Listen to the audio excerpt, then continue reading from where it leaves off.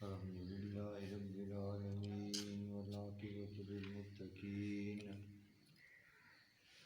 والصلاة والسلام علی سید الانبیاء وخاتم النبیین وعلی آلہ وصحبہ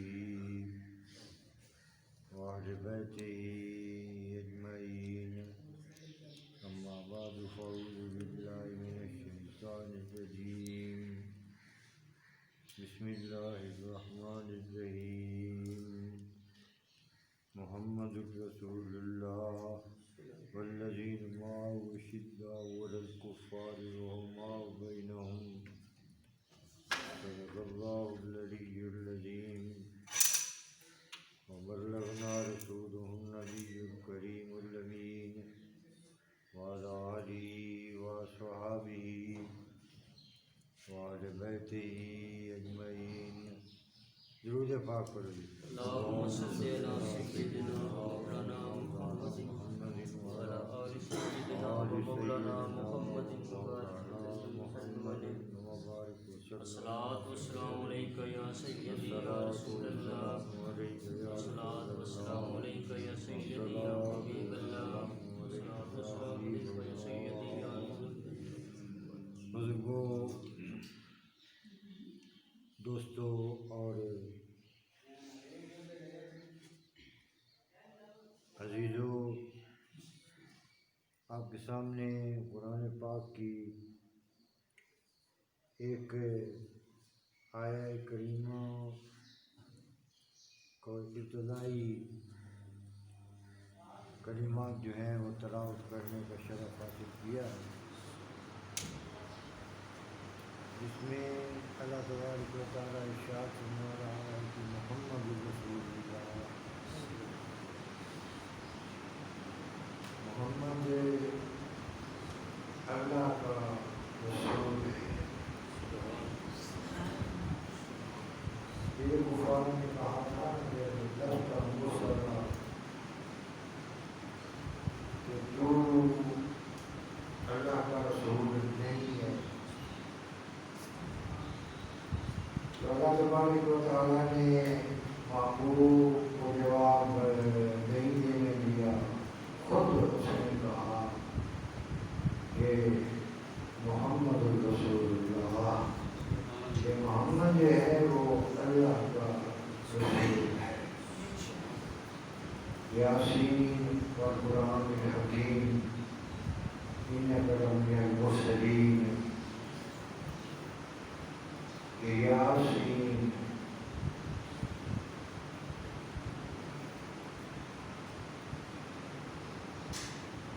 اے سین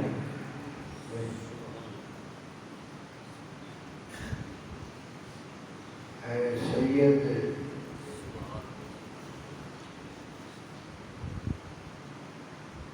اے سردار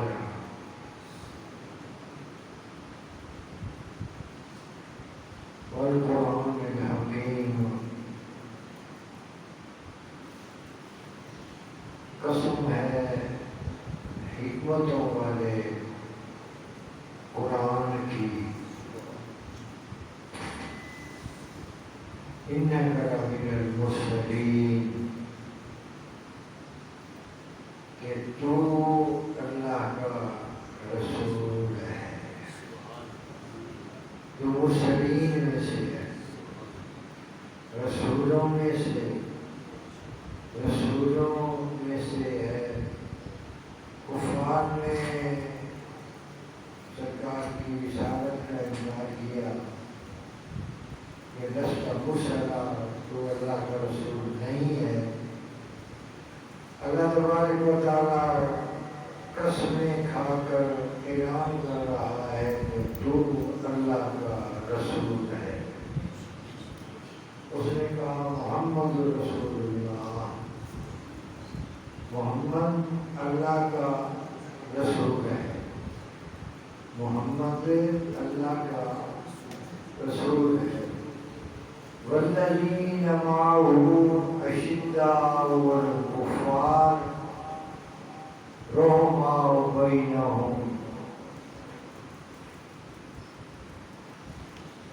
اور اس کے جو ساتھ ہیں جو اس کے، یعنی صحابہ کرام،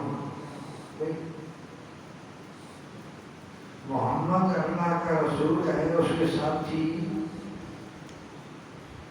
یعنی جو اس کے صحاب ہیں، اصحاب ہیں، جو اس کے ساتھ والے ہیں، اشداء علی الکفار،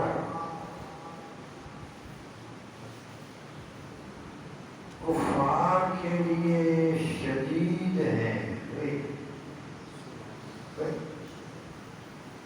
سخت ہیں،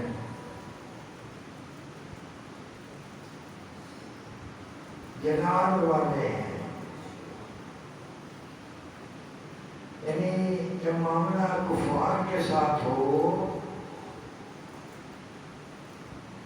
جب کوئی کافر مد مقابل آ جائے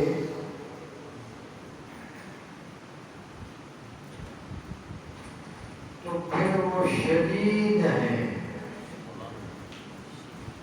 اشداء علی الکفار رحماء بینہم، جب معاملہ کفار کے ساتھ نہ ہو، آپس میں ہو،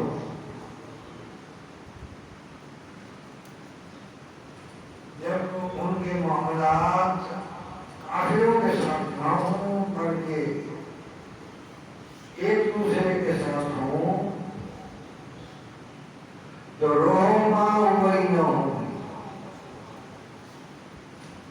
پھر وہ ایک دوسرے کے ساتھ رحیم ہیں،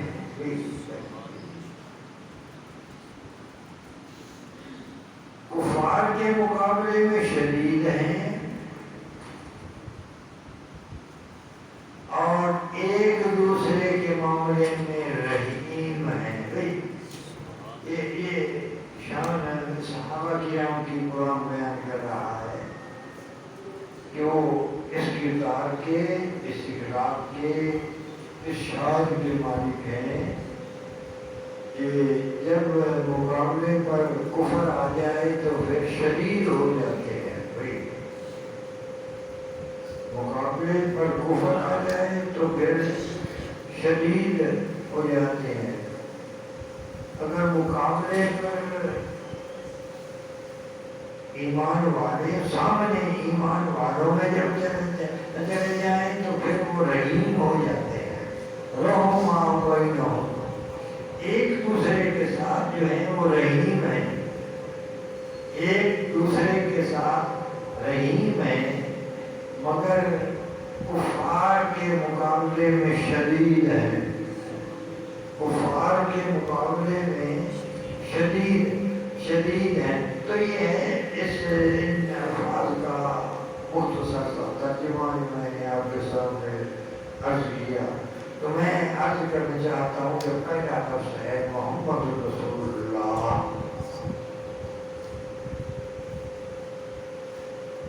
یہ جب کفار مکہ نے کہا کہ لست مرسلا، تو رسول نہیں ہے، انکار کیا سرکار کی رسالت کا،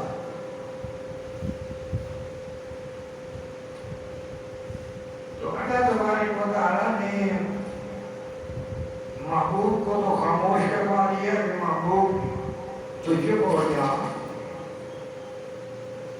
جب معاملہ رسول کا آیا تو رسول کو خاموش کروا دیا گیا، محبوب تو چپ رہا۔ جب کفر نے اللہ تعالیٰ کی توحید کا انکار کیا تو پھر رب نہیں بولا، رب کب بولا؟ جب معاملہ رسول کا آیا کہ کفر نے کہا لست مرسلا، تو رسول نہیں ہے، تو رب نے محبوب کو حکم دیا کہ محبوب تو جو کرو، تیرا معاملہ ہے، تیرے گھر کی بات ہے، اعتراض تجھ پر ہوا ہے، جواب دینے کی تجھے ضرورت نہیں ہے، جواب میں دوں گا، جواب میں قرآن کے اندر بار بار کئی بار یہ ایسے واقعات آئے کہ جب معاملہ رسول کا یا رسول کے گھر کا آیا تو رب نے خود جواب دیے، رب نے خود جواب دیے، لیکن جب معاملہ اللہ تعالیٰ کی توحید کا آیا اور انہوں نے اللہ تعالیٰ کی توحید کو ماننے سے انکار کر دیا، اس کی توحید کے منکر ہو گئے، تو پھر اللہ تعالیٰ نے خود جواب نہیں دیا، رب نہیں بولا، رب نے فرمایا کہ بول، اب محبوب تو بول، اب میرا معاملہ گیا ہے تو اب تو بول۔ جب رسول کا معاملہ آیا تو رب نے فرمایا کہ میں بولتا ہوں۔ جب تیری عزت کا معاملہ آیا تو میں بولتا ہوں، اب میری عزت کا معاملہ ہے تو محبوب تو بول۔ اس نے کہا بول، محبوب تو کہہ دے، محبوب تو کہہ دے، ہو اللہ احد، میری توحید کا اعلان تو کر، تیری رسالت کا اعلان میں کرتا، تیری رسالت۔ اس نے کہا یاسین والقرآن الحکیم انک لمن المرسلین، کہ یاسین قسم ہے حکمتوں والے قرآن کی۔ اب وہ قسمیں کھا رہا ہے۔ کفار نے کہا کہ رستہ مرسلہ، تو رسول نہیں ہے۔ رب جواب میں کہہ رہا ہے کہ یاسین والقرآن الحکیم، قسم ہے حکمتوں والے قرآن کی، قسم ہے حکمتوں والے قرآن کی، انک لمن المرسلین، تو رسول ہے، تو رسول ہے۔ تو جب معاملہ اللہ کی توحید کا آیا تو رب نے کہا کہ محمود تو بول، لیکن جب معاملہ رسول کی رسالت کا آیا تو رب نے فرمایا تو خاموش ہو جا، اب میں بولتا ہوں، اب میں جواب دیتا۔ تو اس نے کہا محمد رسول اللہ، یہ محمد اللہ کا رسول ہے، محمد اللہ کا رسول ہے۔ یہ تین الفاظ ہیں، محمد، اللہ اور رسول، اور یہی تینوں الفاظ سرکار نے اپنی انگوٹھی مبارک کا جو نگینہ تھا، نگینہ، اس میں یہ خودوا رکھے تھے، خودوائے ہوئے تھے، اور اس انگوٹھی مبارک سے سرکار موڑ کرتے تھے، اور اس میں یہ تینوں الفاظ موجود تھے، محمد، اللہ، رسول اور اللہ۔ محمد، رسول اور اللہ۔ اب جو ہے میں عرض کرنا چاہتا ہوں کہ یہ اتفاقاً ایسا نہیں ہوا تھا، اتفاقاً ایسا ہو گیا، بلکہ سرکار نے حکم دیا تھا اور حکم دے کر لکھوایا تھا، اور اس ترتیب سے لکھوایا تھا کہ سب سے نیچے محمد،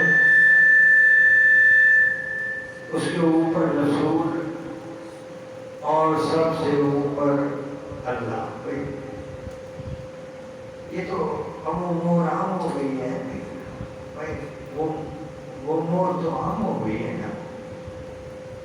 اب تو ریڈیو پر، ٹیلی ویژن پر، اخباروں میں، رسالوں میں، ہر جگہ وہ مور کا نقش جو ہے وہ نظر آتا ہے، اور ہر بندہ دیکھ سکتا ہے کس ترتیب سے لکھا ہوا ہے کہ سب سے نیچے ہے محمد، اس کے اوپر ہے رسول، اور سب سے اوپر ہے اللہ، محمد الرسول اللہ، یعنی نیچے سے یہ اوپر کی طرف، بھائی نیچے سے اوپر کی طرف یہ ترتیب جا رہی ہے جس ترتیب سے سرکار نے لکھوا رکھا، بھائی یہ ترتیب نیچے سے اوپر کی طرف جا رہی ہے، اور اس ترتیب سے سرکار نے یہ لکھوا رکھا تھا۔ تو یہ کوئی اتفاقی عمل نہیں تھا، بلکہ سرکار نے حکم دیا تھا کہ اس طرح سے لکھوانا، اس طرح سے لکھوا لینا۔ تو بھائی میں عرض کرنا چاہتا ہوں کہ اب جو رسول کا فعل ہے یا سنت ہے یا رسول کا جو طریقہ ہے اور رسول کا جو عمل ہے، وہ کوئی اتفاقی عمل نہیں ہے، اس کے اندر حکمتیں ہیں، اس کے اندر حکمتیں ہوتی ہیں، اور اس کے اندر حکمتیں ہیں، حکیم کا فعل ہے، یہ حکیم کا فعل ہے، یہ عام کسی بندے کا کام نہیں ہے، نہیں، اتفاقاً ایسا ہو گیا، اتفاقاً ایسا ہو گیا، اتفاقاً ایسا نہیں ہوا، بلکہ سرکار نے حکم دے کر اس ترتیب سے لکھوا رکھا تھا، لکھوا رکھا تھا۔ اب یہ جو ہے میں آپ کی کرنا چاہتا ہوں کہ یہ جو مور تھی یہ کب لگائی جاتی تھی؟ یہ مور کب لگائی جاتی تھی؟ یہ اس وقت کے جو بادشاہ تھے، حکمران تھے، سلاطین تھے، اس وقت کے جو سردار تھے، انہیں سرکار خط لکھتے تھے، اور ان خطوط کے نیچے یہ مہر لگائی جاتی تھی۔ سرکار نے اپنی زندگی میں نجاشی کو خط لکھا، کیسر روم کو خط لکھا، سرکار نے کسرا کو خط لکھا، ایران کے بادشاہ کو، ایران کے بادشاہ کسرا کو سرکار نے اپنی زندگی میں خط لکھا، اور کئی حکمرانوں کو سرکار نے اپنی زندگی میں خط لکھے، حتیٰ کہ قدرت کے بادشاہ کو بھی سرکار نے اپنی زندگی کے اندر خط لکھا۔ گویا یورپ تک سرکار نے انہیں جو ہے دعوت دی۔ خط کیا تھا؟ خط دعوت تھی، اور دعوت کس بات کی تھی؟ دعوت توحید کی تھی۔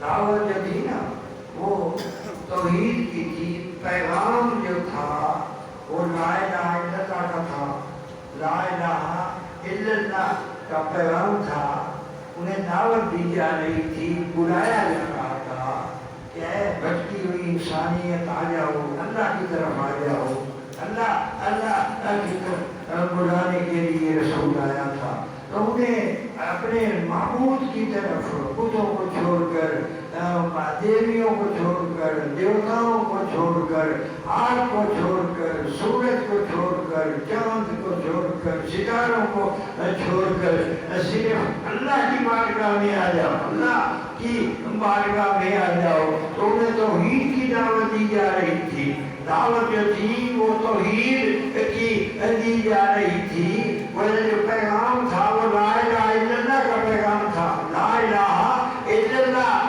کا پیغام تھا، اور اس کے لیے جو مہر لگی ہوئی تھی وہ محمد رسول اللہ کی مہر تھی۔ थी वो किसकी थी? वो मोहम्मद रसूलुल्लाह की मोहर थी। तो मैं आज ये कहना चाहता हूँ कि दावत तो इनकी थी, पैगाम तो इनका था, और उस पर जो मोहर थी वो मोहम्मद रसूलुल्लाह की थी। मोहम्मद रसूलुल्लाह। अब मैं याद करना चाहता हूँ कि अगर आज मोहम्मद रसूलुल्लाह लिखना हो तो उसकी तरतीब क्या है कि मोहम्मद लिखेंगे और उसके फिर बाएं तरफ रसूल लिखेंगे और उसके बाएं तरफ फिर अल्लाह लिखेंगे। भाई आज भी इसी तरतीब से लिखा जाता है, उस जमाने में भी इसी तरतीब से लिखा गया था, और कुरान में भी इसी तरतीब से लिखा हुआ है। कुरान के अंदर भी इसी तरतीब से मोहम्मद रसूलुल्लाह लिखा हुआ है कि दाएं से शुरू करते हैं और बाएं की तरफ। अगर उर्दू में लिखना हो या फारसी में लिखना हो, अरबी में लिखना हो, तो फिर ये तरतीब है, इस तरह से लिखा जाता है। और अगर अंग्रेजी में लिखना हो तो फिर बाएं से दाएं लिखते हैं कि भाई बाएं तरफ मोहम्मद, उसके बाद जो है उससे दाएं फिर रसूल, और उसके आखिर में फिर अल्लाह। भाई अगर उर्दू में लिखना हो तो दाएं से बाएं की तरफ, और अगर अंग्रेजी में लिखना हो तो फिर बाएं से दाएं तरफ लिखते हैं।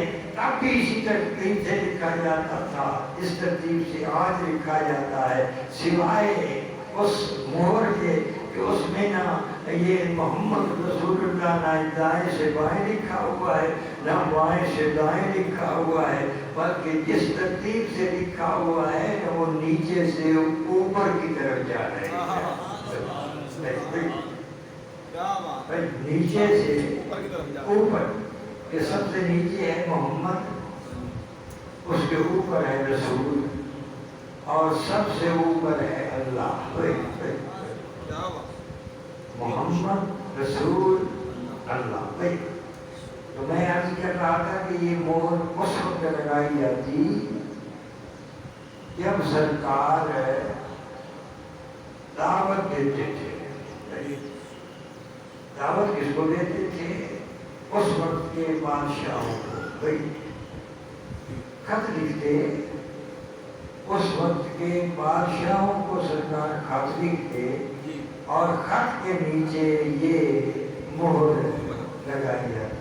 खत के नीचे ये मोहर लगाई जाती थी, उन्हें दावत दी जा रही थी, बुलाया जा रहा था, अल्लाह की तरफ बुलाया जा रहा था, तौहीद की तरफ बुलाया जा रहा था, माबूद की तरफ बुलाया जा रहा, माबूद की तरफ बुलाया जा रहा था। मंजिल बताई जा रही थी कि ऐ बंदे, तेरी मंजिल जो है बारगाह उलूहियत है, तूने अपने रब के दरबार में पहुंचना है, अपने रब को पाना है, अपने रब को पहचानना है, अपने रब को जानना है, अपने रब के सामने झुकना है, अपने रब से मांगना है, और अपने रब का बंदा बनना है, अपने रब का बंदा बनना है। वो बंदे को रब की तरफ बुलाया जा, रब की तरफ बुलाया जा रहा था। तो भाई रब तो बंदे को कभी नहीं मिला। बंदे के पास कोई ऐसी सलाहियत नहीं कि रब तक पहुंच जाए। बंदे के पास कोई सलाहियत नहीं कि वो रब तक पहुंच जाए।